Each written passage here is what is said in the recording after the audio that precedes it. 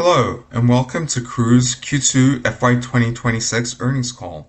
On behalf of Karooooo, we would like to thank you for joining us today.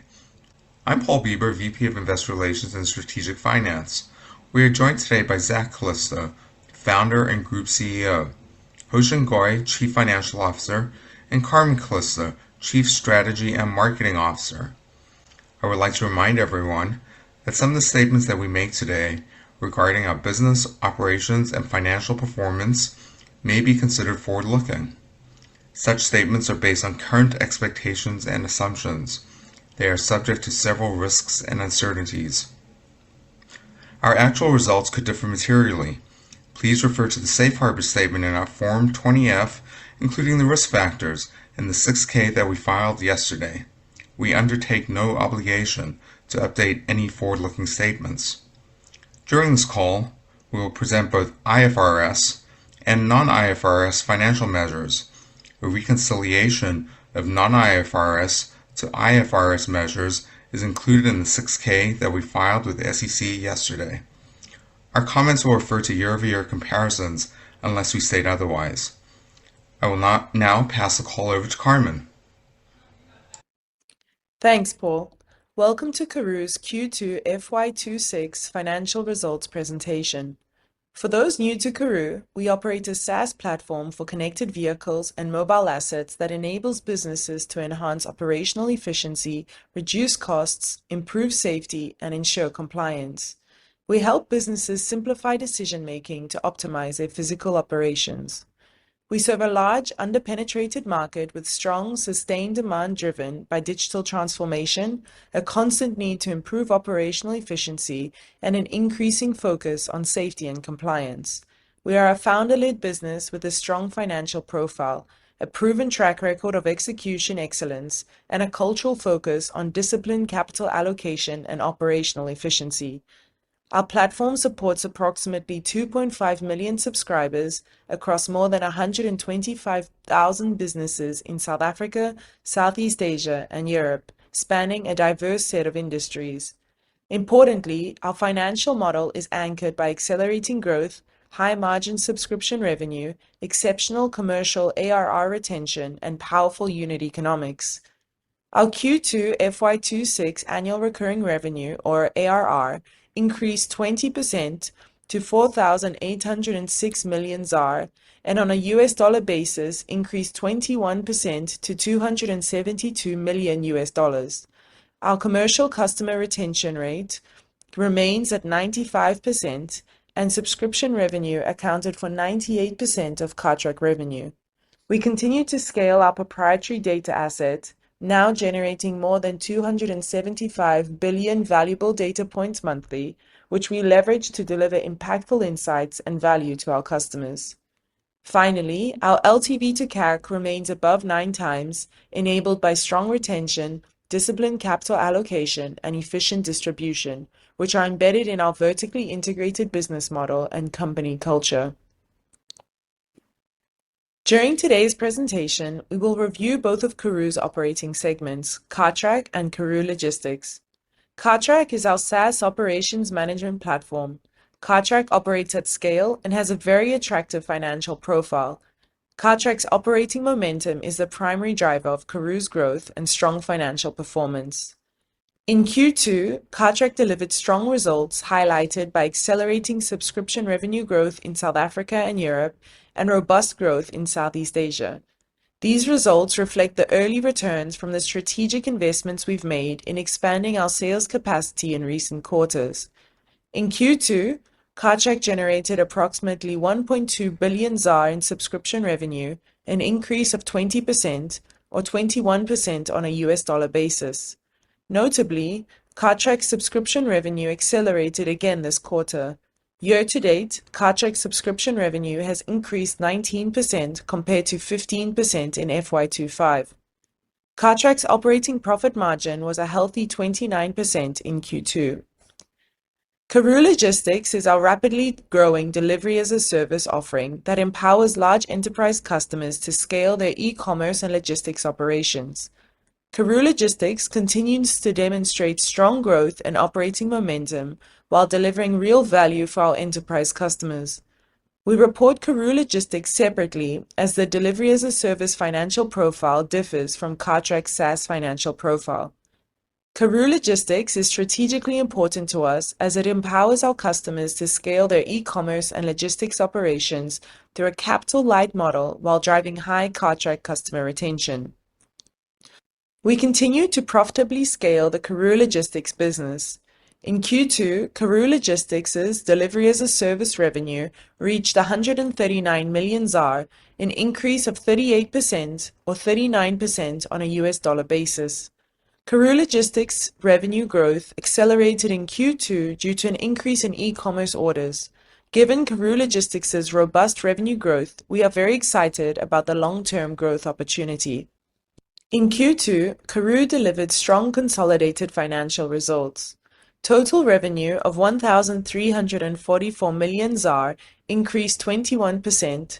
Subscription revenue of 1,182 million ZAR increased 20%. Operating profit of 356 million ZAR increased 18%. And total subscribers of approximately 2.5 million increased 15%. Cartrack's subscription revenue growth of 20% and operating profit margin of 29% underpinned our stellar financial performance in Q2. Q2 continued our track record of delivering profitable growth at scale. In Q2, we were a Rule of 60 company when adding our Cartrack subscription revenue growth of 20% and our Cartrack adjusted EBITDA margin of 46%. Before detailing our Q2 financial and operational accomplishments, we want to take a moment to underscore our distinctive financial profile, something that is exceptionally rare in the public markets, particularly amongst small-cap companies. We believe we are amongst a select few SaaS companies operating at a Rule of 50 plus based on calendar year 2025 GAAP Street estimates. Within a SaaS universe of approximately 150 companies, we believe we are the only small-cap company operating at this level.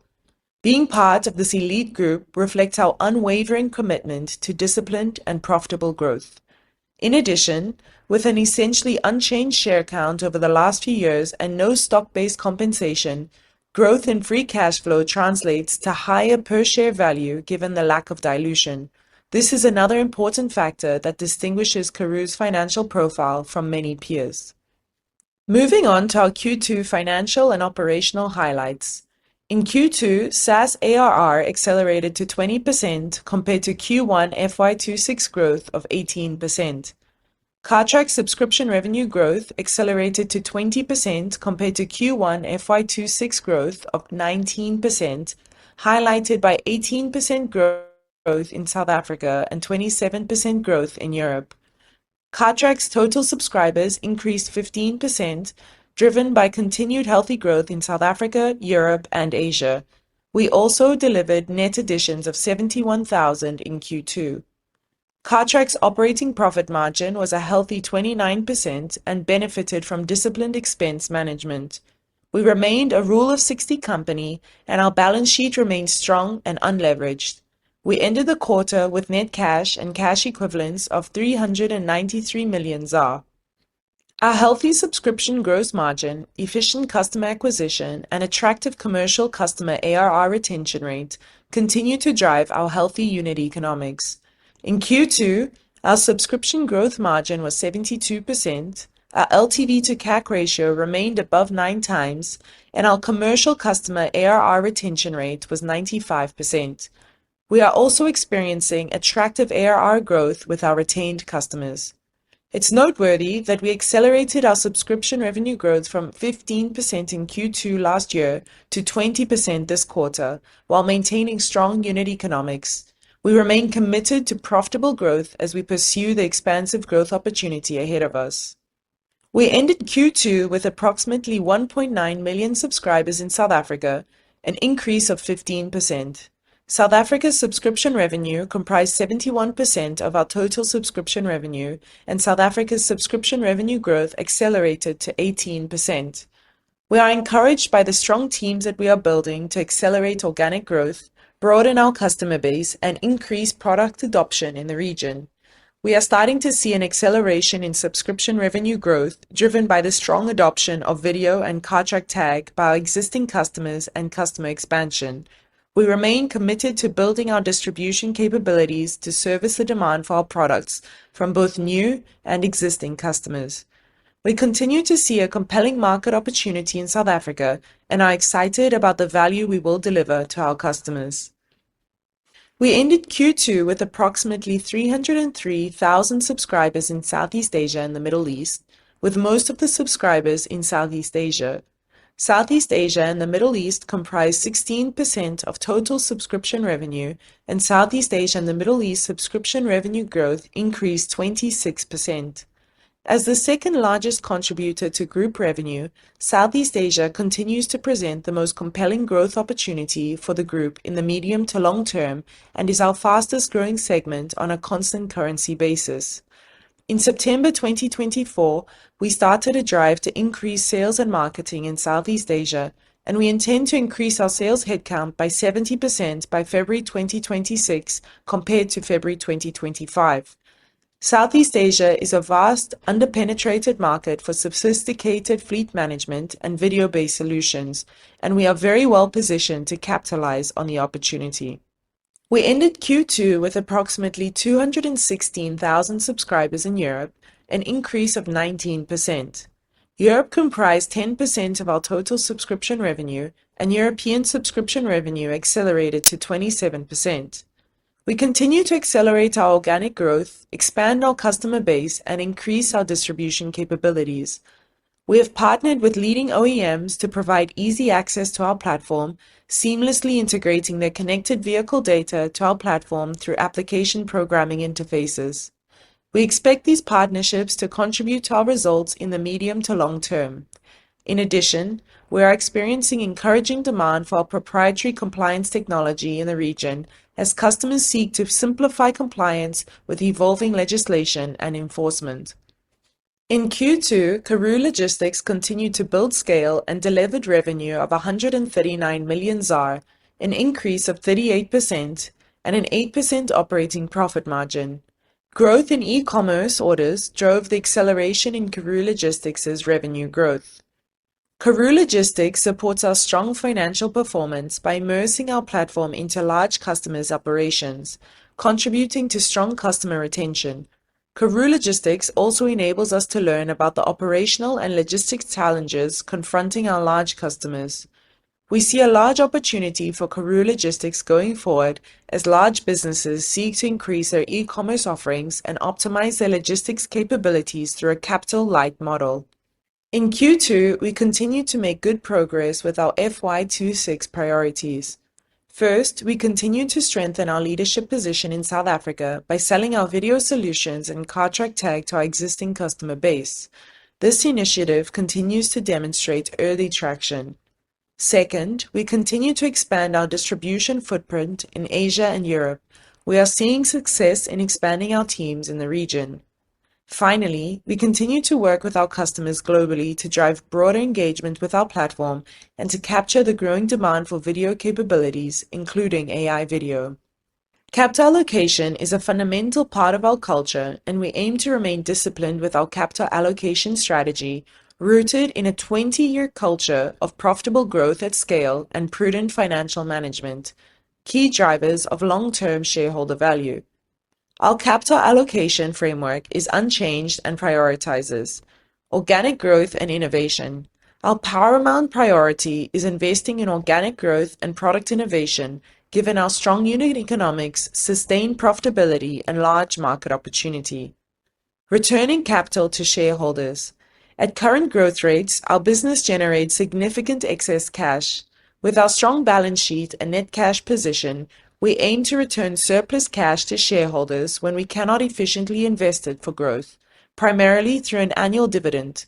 As to avoid doubt, management prioritizes growth over dividends. Strategic M&A. We take a prudent and strategic approach to M&A. We view M&A as a tool to accelerate time to market in key geographies, expand our product portfolio, or strengthen our competitive position. However, Given our compelling organic growth, customer-centric culture, and attractive unit economics, we set a high bar for any potential acquisitions. Ultimately, we see it as our responsibility to allocate capital thoughtfully, always with the goal of maximizing long-term shareholder returns. I will now hand over to Hu Xin, who will discuss our Q2 financial performance. Thank you, Carmen. I will now discuss Karooooo financial performance for Q2 FY 2026. Please note, my comments will refer to year-over-year comparisons unless we state otherwise. Our proven and profitable SaaS business model continued to deliver strong results in Q2. Karooooo's total subscription revenue increased 20% to 1,182 million rand. Operating profit increased 18% to 356 million rand, and adjusted earnings per share increased 13% to 8.28 rand. In this quarter, our earnings were impacted by withholding tax from dividend payment made by the subsidiaries to the holding company and our continued investment in sales and marketing. We will now focus on Cartrack's financial performance, which is fueled by SaaS revenue momentum. In Q2, Cartrack revenue increased 20% to 1,204 million rand, and Cartrack subscription revenue increased 20% to 1,180 million rand. Subscription revenue comprised 98% of Cartrack's total revenue. Q2 ARR increased 20% in rand and 21% in US dollar. As you can see from the trend of the charts, Cartrack has a proven track record of scaling in varying macroeconomic conditions, given our consistent executions, resilient subscription revenue model, and attractive historic retention rates. In Q2, Cartrack experienced healthy customer acquisition. Q2 subscriber increased 15% to approximately 2.5 million. Subscription revenue increased 20% to 1,180 million rand, and operating profit increased 18% to 344 million rand. Q2 SaaS ARR accelerated to 20% compared to 18% in Q1 FY 2026. We believe the acceleration in SaaS ARR reflects the underlying momentum in the business and signals that our strategic initiatives are gaining traction. Total subscriber growth also remained healthy at 15%. Cartrack experienced solid customer acquisition with healthy net subscriber addition of 70,740 in this quarter. The pace of net subscriber additions reflects our focus on selling video and Cartrack tag to existing customers, while we also build our distribution capabilities to execute on the full market opportunities. Cartrack continued to grow its subscription revenue across geographies, with growth acceleration in South Africa and Europe. South Africa's subscription revenue growth accelerated to 18%. Europe's subscription revenue growth accelerated to 27%. Asia and Middle East subscription revenue growth increased to 26%. This region was our fastest growing region on a constant currency basis. The healthy growth across regions reflects our execution track records and provide a solid foundation for continued growth. Karooooo delivered strong operating profit growth of 18% in Q2 FY 2026. While earnings in this quarter include higher tax expense related to dividend withholding tax and our continued investment in sales and marketing, our adjusted earnings per share increased 13% to 8.28 rand. Cartrack increased its earnings per share contribution by 13% to 8.07 rand. Karooooo Logistics earnings per share contribution increased 17% to 21 cents. On a year-to-date basis, our adjusted free cash flow increased 44% to 358 million rand, underscoring the strength of our operating model. As we pursue accelerated growth, we expect free cash flow to reflect our upfront investment for growth. While quarterly fluctuations may occur due to working capital movements and growth-oriented investment, we remain confident in our ability to consistently generate meaningful free cash flow. Karooooo's consistent free cash flow generation shows our disciplined capital allocation strategy and position us well for future growth. Our balance sheet reflects our track record of growth at scale, profitability, and cash generations. Our net cash on hand plus cash in bank fixed deposits was 393 million rand. Debtors collection days remain healthy at 31 days and are within our historical norms.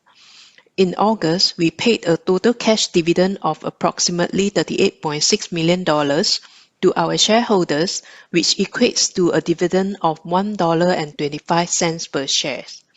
We believe that our ability to generate healthy cash flow is sustainable given our annuity business model coupled with our track record of consistent execution and success. We believe Karooooo remains strongly positioned for growth as we operate in an expanding and largely under-penetrated market fueled by robust and sustained customer demand.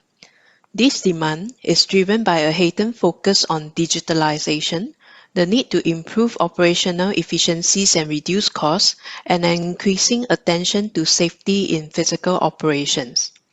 So far, in FY 2026, we have accelerated Cartrack subscription revenue growth by expanding our distribution footprint in existing markets, driving broader platform adoptions, and capitalizing on growing demand for video solutions. We are encouraged by our positive performance as evidenced by Cartrack's subscription revenue growth of 20% in Q2 and is in line with our guidance for the year.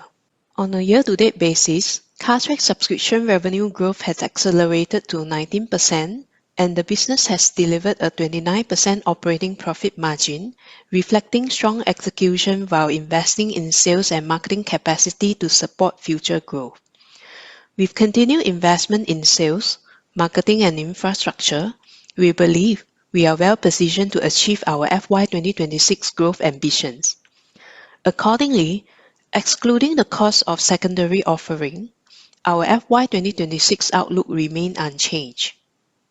In closing, the underlying acceleration in the business reflects the strength of our operating model and early traction from strategic investment in sales capacity and customer acquisition. We have made deliberate choice to invest to enhance our distribution footprint, and we are beginning to see those efforts materialize. With continued execution, disciplined investment, and growing regional momentum, we believe that we are well positioned to deliver profitable long-term growth. With that, I will turn the presentation over to Zach Callisto for Q&A.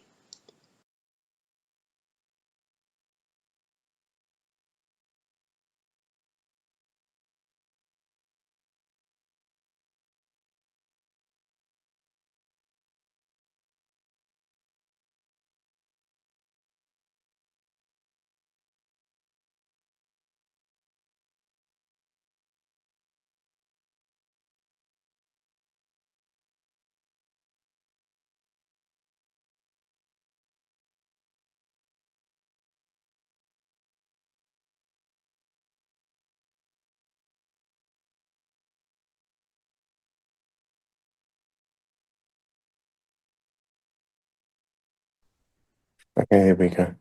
Hello, everyone. I just had a problem with my platform here.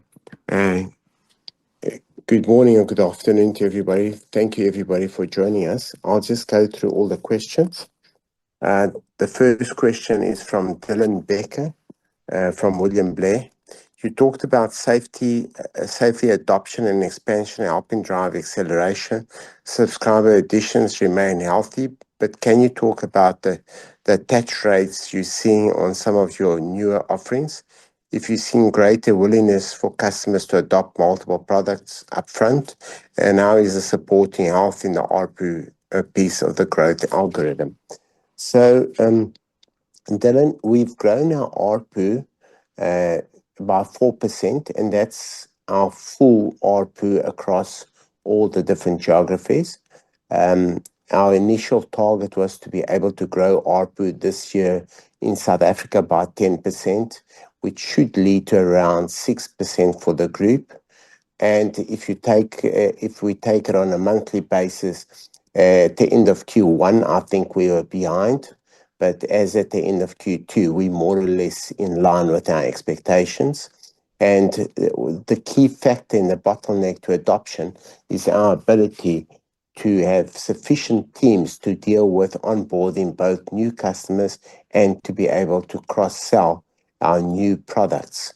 So I think all in all, we are pleased with the progress we've made. Next question from Dylan. Maintaining healthy unit economics while adding capacity across territories. Remind us how to think about new rep ramp contribution, as well as your views on where sales capacity sits today versus demand. I think, Dylan, it talks a little bit back to the previous question, and I think at the end of the day, I think we're experiencing much more demand than we can deliver, and it really is the bottleneck really is about building our teams to be able to deliver. And we're getting good momentum, but as you know, Dylan, it's never good enough. I think there's definitely room to build teams faster. Another question from Dylan. South African subscription revenue remains impressive given the scale of business there. Maybe sense of how you think about drivers of momentum in the market and how that supports conviction in the overall subscription durability, opportunity to lean more on the multiple product cross-sell in markets outside of South Africa.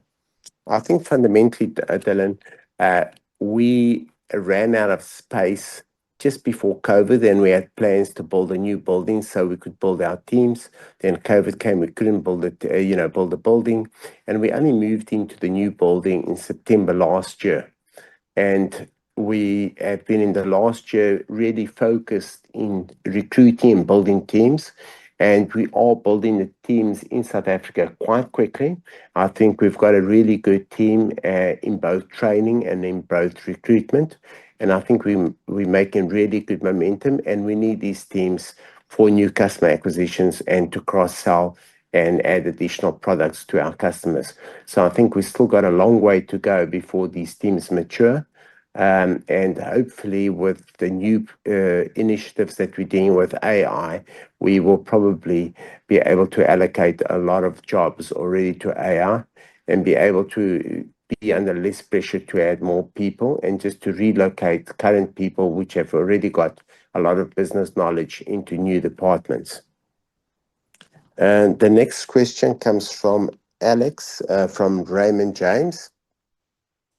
What did you see from Vision attach rate by geo, and how does this look for the new customers versus back to base sale? Are you landing with video with higher percentage of new subscribers? And I think it's still quite early days, Alex, and I think we still have a lot to build.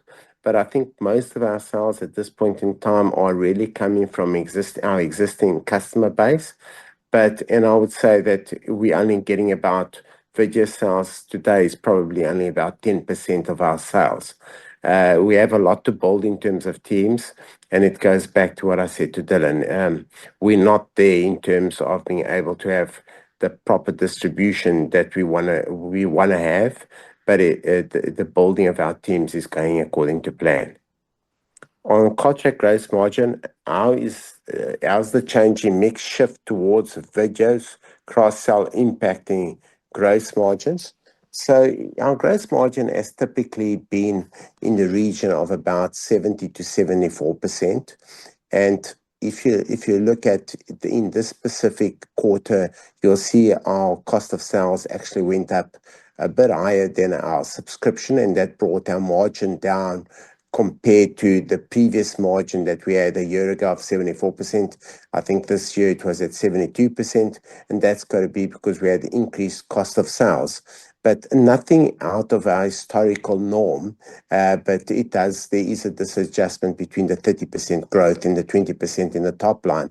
But our gross profit margins is in keeping with our historical past. I'm hoping I've actually answered your question.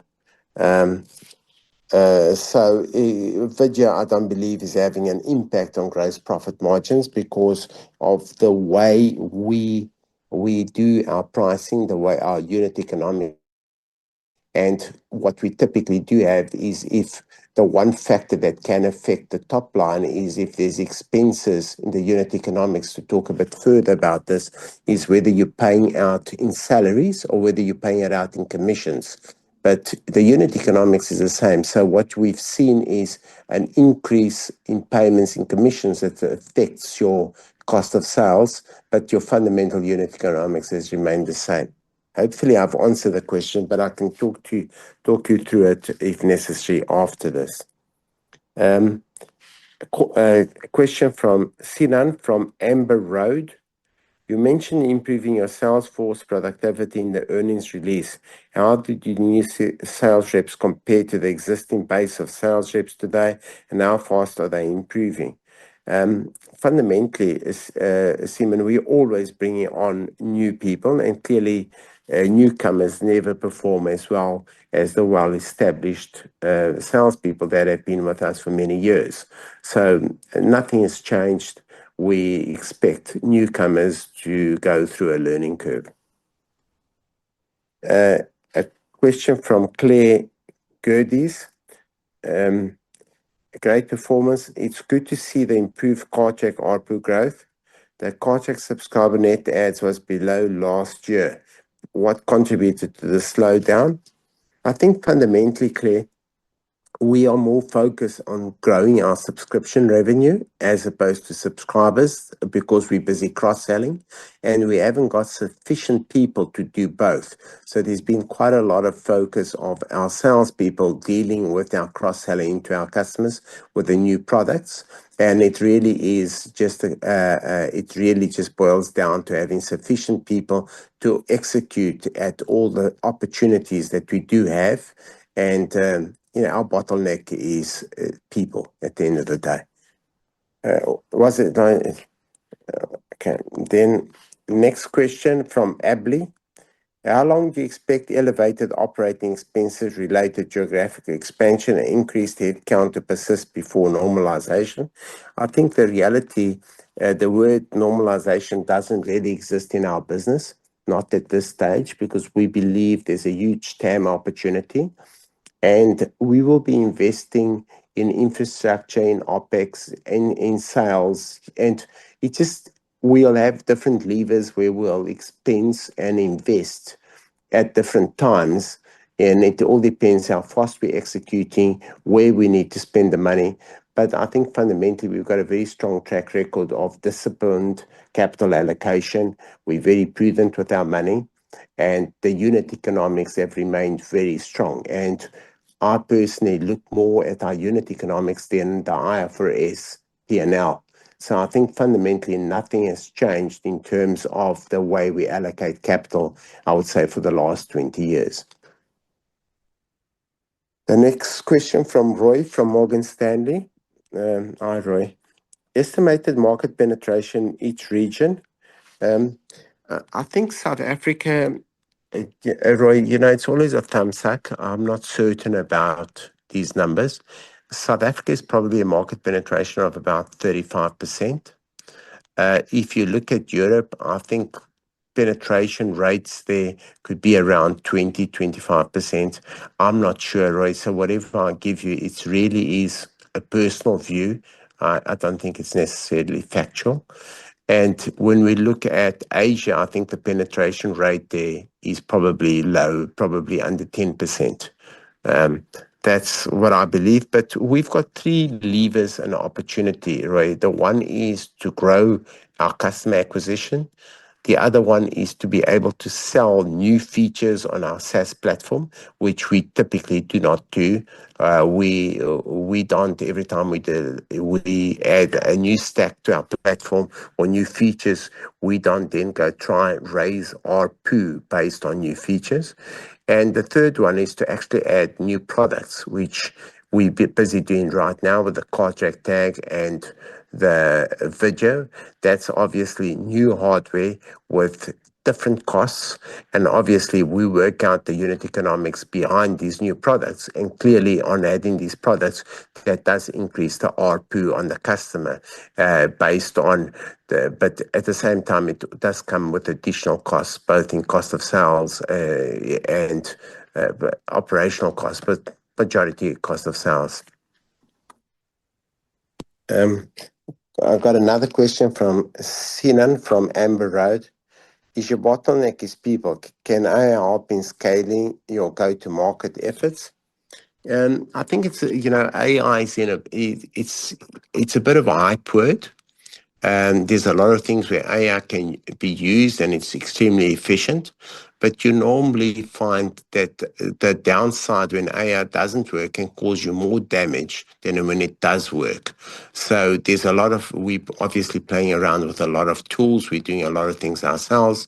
And when I talk about AI, I talk about the broad market products that are existing and are coming to market. So there's a lot of really impressive stuff. We've tried a lot of stuff. We've had to pull it back because it's not, when it works, it's fine, but when it doesn't work, it creates havoc and can actually create quite a lot of customer unhappiness. And the markets we in typically have got a very low tolerance to be speaking to machines. In some markets like the US, people are quite used to not speaking to humans. But in a place like South Africa or Europe, people really do not want to be talking to machines. And so it's a process. I think we'll get there, and AI will definitely get there. I think that's all the questions for today. I want to thank everybody and thank you for attending. Goodbye. Bye-bye.